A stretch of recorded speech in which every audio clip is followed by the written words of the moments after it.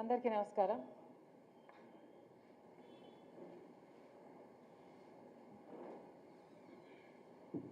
ఆంధ్ర రాష్ట్రం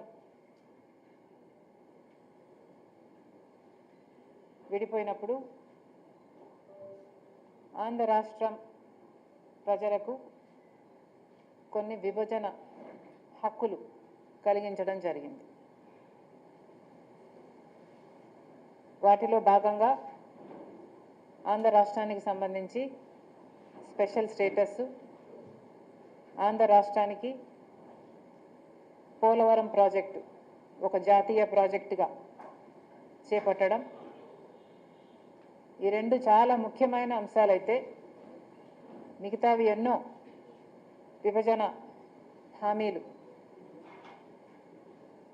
ఉత్తరాంధ్ర రాయలసీమకు special economic packages అయితేనేమి, వైజాగ్ చెన్నై ఇండస్ట్రియల్ కారిడార్ అయితేనేమి, రైల్వే జోన్ అయితేనేమి, దుగ్గపట్నం పోర్ట్ అయితేనేమి, కడప స్టీల్ ఫ్యాక్టరీ అయితేనేమి, వైజాగ్కి విజయవాడకి మెట్రో అయితేనేమి, ఇలాంటివి ఎన్నో కూడా ఆంధ్ర రాష్ట్ర ప్రజల హక్కు.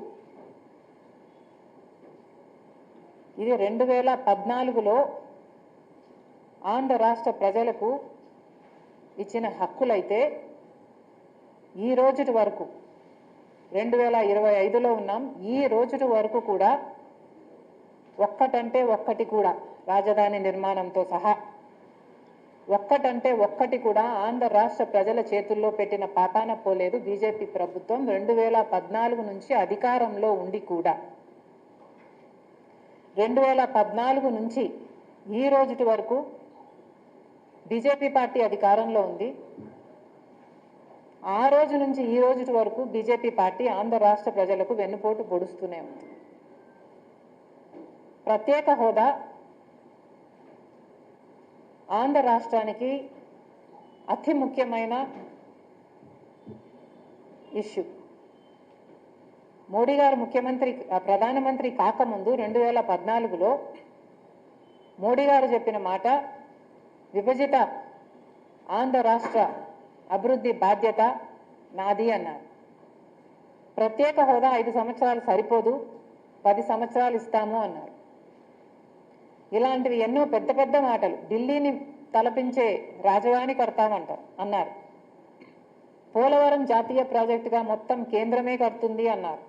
ఇలాంటివి ఎన్నో పెద్ద పెద్ద ప్రామిసెస్ చేసి కూడా ఇన్ని సంవత్సరాలైనా 11 సంవత్సరాలైనా ఈ రోజుటి వరకు కూడా మోడీ గారు ఒక్కటి కూడా నిలబెట్టుకోలేదు అంటే మోడీ గారు ఆంధ్ర రాష్ట్ర ప్రజలను మోసం చేశారు అని మేము ఆరోపిస్తే అది తప్ప. మోడీ కేడీ అంటే తప్ప. బీజేపీ పార్టీ సమాధానం చెప్పాలి, మోడీ గారు సమాధానం చెప్పాలి, వాళ్లకు మద్దతు ఇస్తున్న చంద్రబాబు గారు, పవన్ కళ్యాణ్ గారు కూడా సమాధానం చెప్పాలి.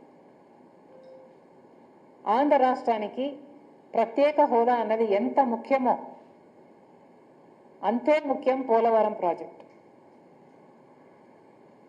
ప్రత్యేక హోదా మన బిడ్డల భవిష్యత్ అయితే పోలవరం ప్రాజెక్టు మన రైతులకు ఊపిరి.